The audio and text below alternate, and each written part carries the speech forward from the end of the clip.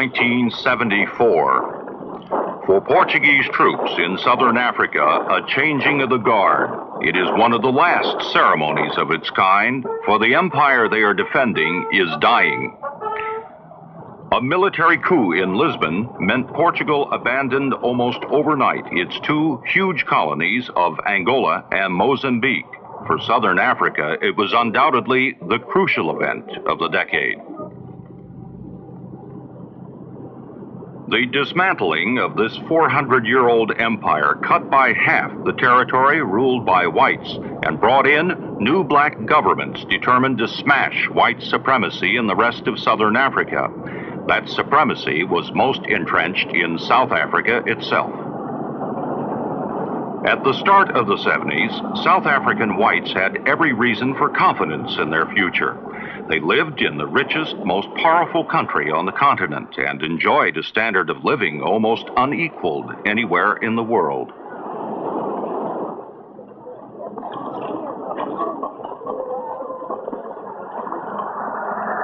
It was a different story for the majority of South Africans who did not have white skin. They were 4/5 of the population. Separated from whites socially and politically, they entered the 70s as they had entered all previous decades, with their lives controlled by the many restrictions of racial segregation known as apartheid. In white areas, they had virtually no political rights, and blacks especially worked in the lowliest of jobs.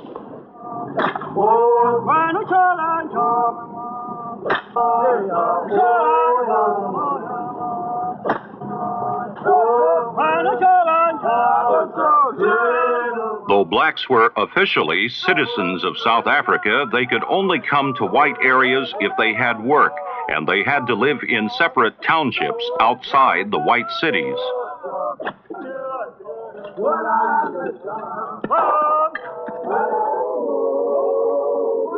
Abroad, apartheid was widely seen as oppression.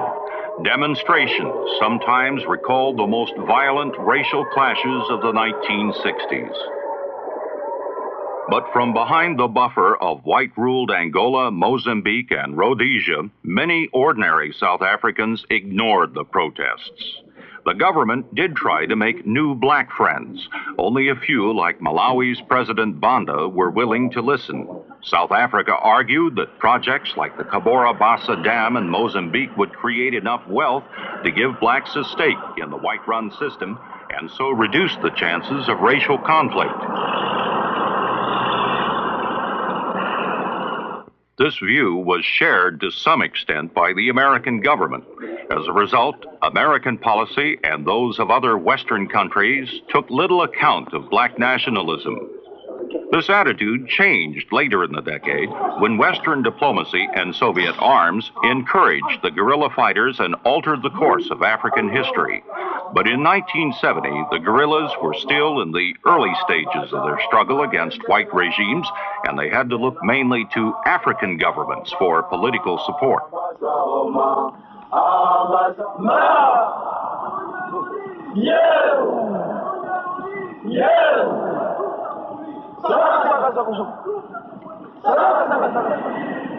In 1970, Zambia's President Kaunda hosted a non-aligned nations conference that produced the Lusaka Manifesto. This, and a document later adopted by the Organization of African Unity, pledged active support for the black guerrilla movements.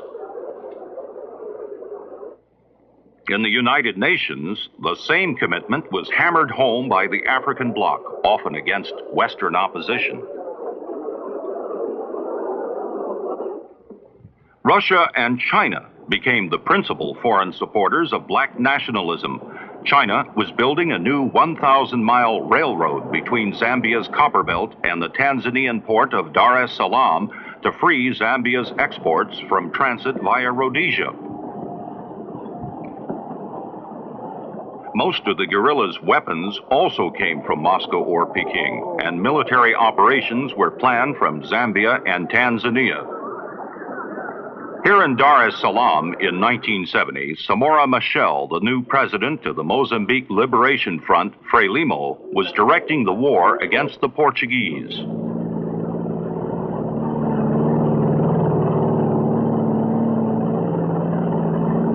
northern Mozambique, there were already many areas where the guerrillas held control. As they progressed, they moved in medical teams, teachers, and administrators to win over the local villagers. Their military setbacks were usually temporary. They simply moved peacefully back to the villages once the Portuguese had left. So with a mere 14,000 men, Frelimo tied down Portuguese forces 5 times as big and equipped with NATO arms. In 1970, not even a combined operation by the Portuguese and South African armies, including air support, could dislodge the guerrillas from Tete province near Cabora Bassa. This conspicuous lack of success was one of the chief reasons for the Portuguese coup in 1974. The realization by senior Portuguese officers of the futility of having 70% of the army tied up in unwinnable wars in their African possessions.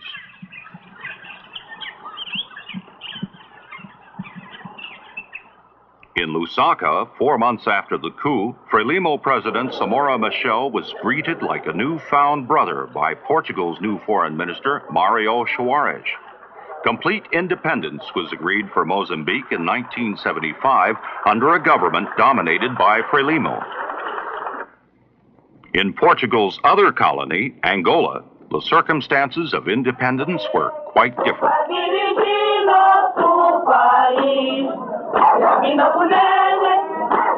The celebrations in November 1975 took place in the shadow of chaos. While Marxist leader Agostinho Neto, the popular movement for the liberation of Angola, MPLA, was being acclaimed as president in Luanda, nearly 500,000 whites were fleeing the country. They left crops unpicked, mining neglected, and administration services unstaffed. Meanwhile, 2 rival armies disputed Neto's authority. Southern Angola was controlled by UNITA, led by Jonas Savimbi.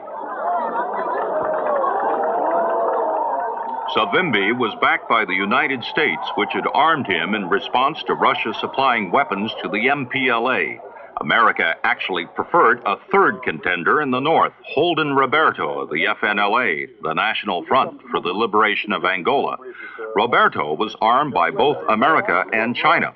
Encouraged by Washington, he joined forces with Savimbi to attack the MPLA in central Angola.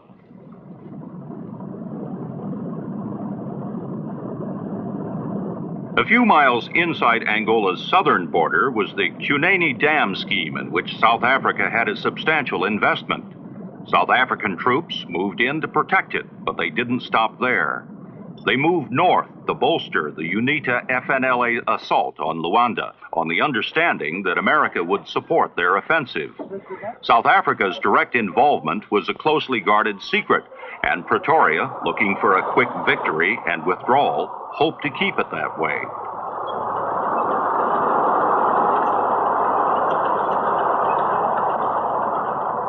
After some initial success, the South Africans became bogged down near Luanda and began taking heavy casualties from MPLA forces that resisted more strongly than expected. The MPLA could not be dislodged, and with America still standing on the sidelines, the Marxist army finally forced the South Africans to withdraw. For Pretoria, it was a disaster. For the MPLA, a victory worth celebrating.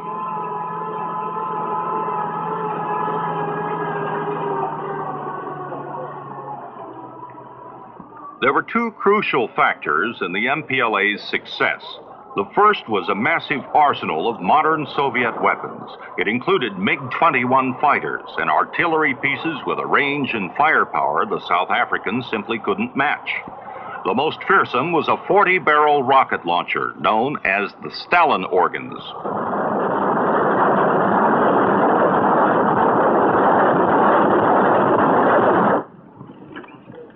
The second factor was a force of Cubans, then numbered at 3,000, but later estimated at 20,000. Zambia's Kenneth Kaunda called them the plundering cubs of Moscow's lion. But in the south, UNITA's Jonas Savimbi was never totally beaten and struggled on alone for the rest of the decade.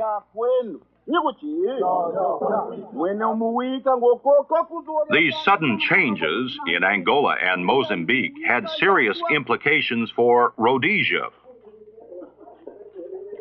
In 1970, Rhodesian Premier Ian Smith had declared his illegal regime a republic. It was an act of defiance and confidence based on the knowledge that international sanctions had failed. South Africa's railways brought in the most essential commodities, including oil. Other goods, too, were plentiful. For Salisbury's traders, it was almost business as usual. In 1971, Ian Smith and British Foreign Secretary Douglas Hume agreed on a plan to give Africans a share in government. But Britain insisted that a special commission should first canvass opinion among Rhodesia's 95% African majority, many of whom were poorly educated villagers. The Africans' reaction came in riots and demonstrations that left 14 dead. The plan was clearly rejected. After the Portuguese collapse in Angola and Mozambique, South Africa persuaded the Rhodesian government to release from detention Joshua Nkomo, the veteran nationalist leader, along with the Reverend Sithole and Robert Mugabe. All were destined to become bitter rivals in the campaign to influence African opinion.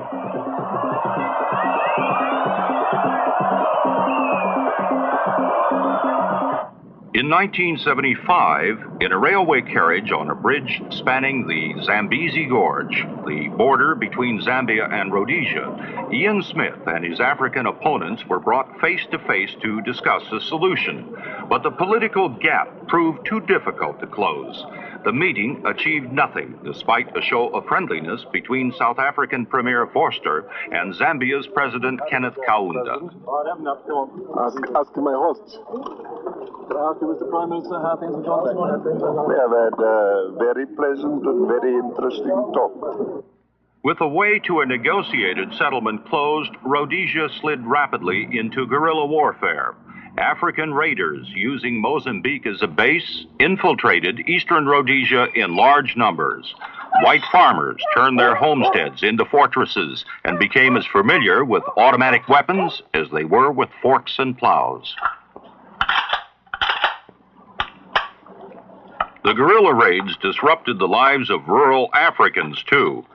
Farm workers had to spend their nights in so-called safe villages guarded by the army. Anyone found outside in curfew hours was liable to be shot as a terrorist. As these events developed in Rhodesia, white power was also being challenged in South Africa, but in a different way. In 1972, white student protests over segregated education ended in serious riots in Cape Town and Johannesburg.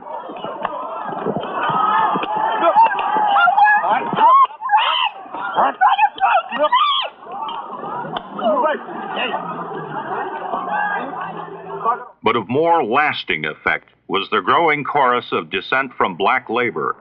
At worst, black living conditions were very primitive indeed, and pay for some groups of workers so low that internationally it was seen as little more than starvation level.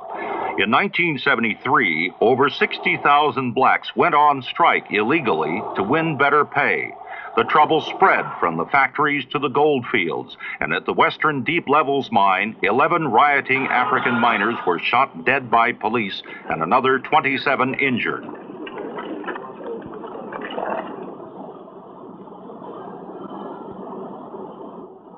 "50 more strikers died in the gold mines the following year, causing nearly 50,000 miners to leave the industry.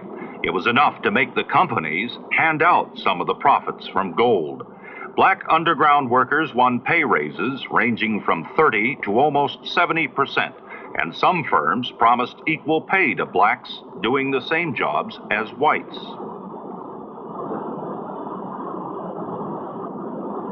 Meanwhile, the government pressed on with developing separate homelands for blacks. In October 1976, the most advanced of these, the Transkei, was granted independence. Pretoria keenly wanted international acceptance for the new state, but no foreign country gave recognition. South Africa had spent millions on farm improvements and infant industries, but the critics said the Transkei would always be too poor to support all of its citizens. Many Transkeians, like most blacks, actually worked in South Africa's cities and lived in black townships outside them, and it was there that the black explosion occurred. This was Soweto, near Johannesburg, in June '76, the start of a series of violent black protests that were to sweep across South Africa in the following months.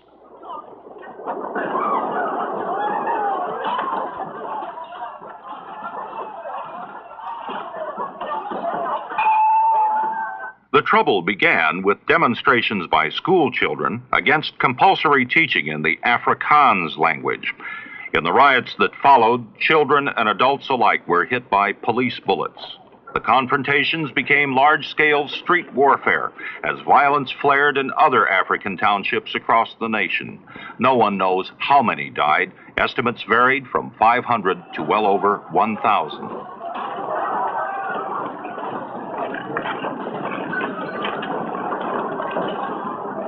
Protest on this scale caught most white South Africans by surprise.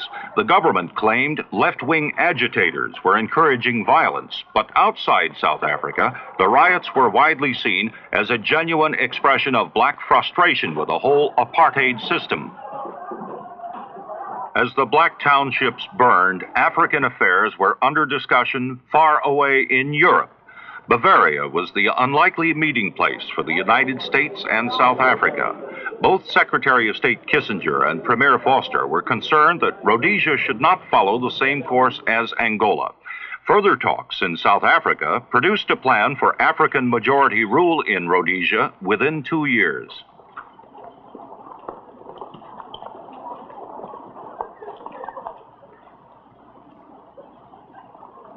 The American Secretary of State believed Rhodesia could not win the war against the guerrillas, and he bluntly told Ian Smith that he would have to accept the plan. Reluctantly, the Rhodesian premier agreed.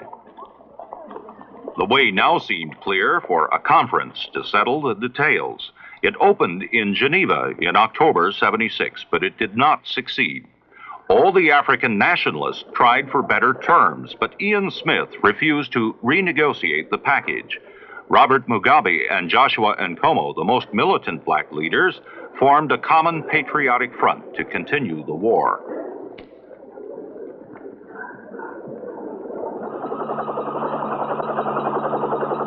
The failure of diplomacy meant an escalation of the fighting. Rhodesia's forces were soon stretched to their limits. They were better equipped and trained than their enemy, but there were just not enough of them to police Rhodesia's long frontiers. Against an estimated 15,000 guerrillas, they steadily lost control of the rural areas.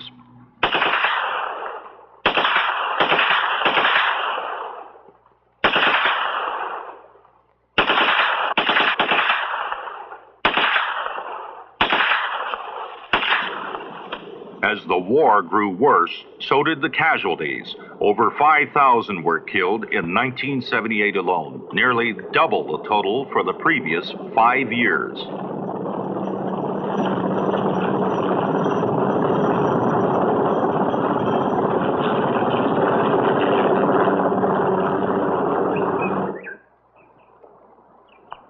A fresh attempt to find a diplomatic solution was made in September 1977 by President Carter's United Nations Ambassador Andrew Young and British Foreign Secretary David Owen. But their proposals were largely ignored. Ian Smith preferred his own solution. In March '78, he agreed with Bishop Muzorewa and other internal black leaders to a new constitution with one-man, one-vote elections that were to make Muzorewa Rhodesia's first black premier. Nkomo and Mugabe dismissed the settlement with contempt and poured scorn on the idea that Rhodesia's internal black leaders could stop the war. The guerrillas fought on and added a deadly new tactic to their operations.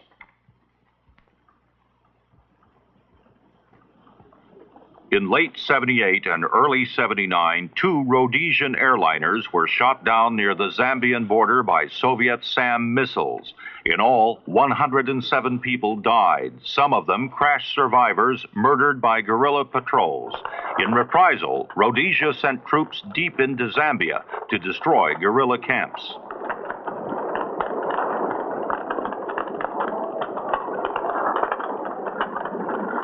But the guerrillas showed they too could strike at the heart of the enemy, blowing up Rhodesia's main oil storage depot, only 2 miles from the center of Salisbury. The blaze lasted 3 days and cost $10 million. As the decade drew to a close, even the internal black leaders were gathering armed supporters about them, and anxiety was growing that black majority rule would come too late to avoid a black civil war.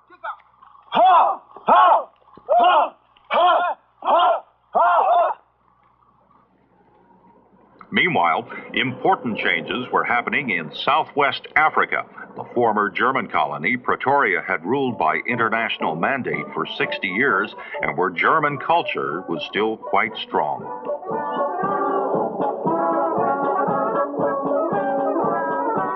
Two deserts come together here, the Kalahari and the Namib, which gives the country its African name, Namibia.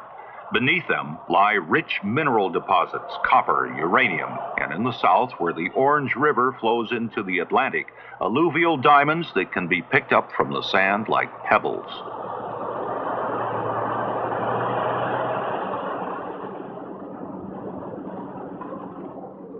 Here, 100,000 whites, just over 10% of the population, enjoyed living standards even higher than South Africa. In the 1960s, large Western companies had invested heavily using cheap African labor to develop Namibia's industries. But as the 70s began, the question was, who should finally control these enormous resources?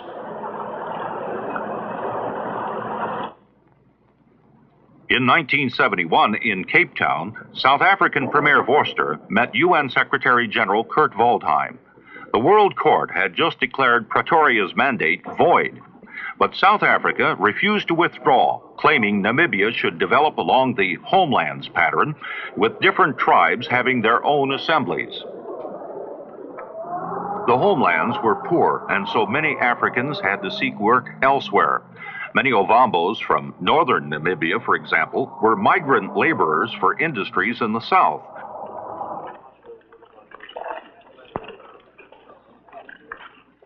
Their conditions were bad. Their families were not with them, their pay was low, their accommodation basic barrack blocks in company compounds.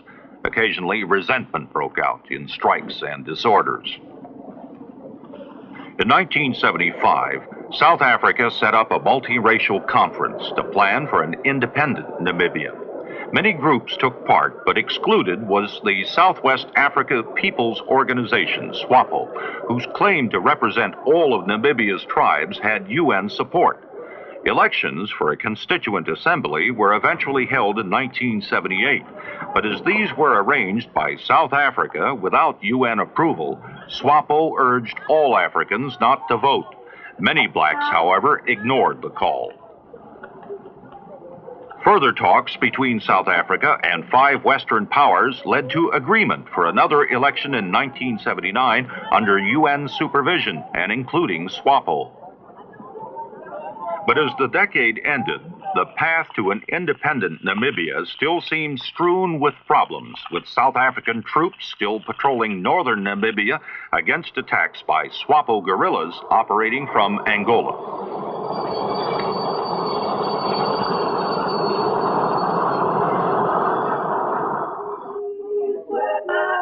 A decade of challenging white supremacy left its martyrs, among them Steve Biko, charismatic leader of South Africa's Black Consciousness movement. He died in police custody in September 1977. Biko had taught reconciliation, not confrontation.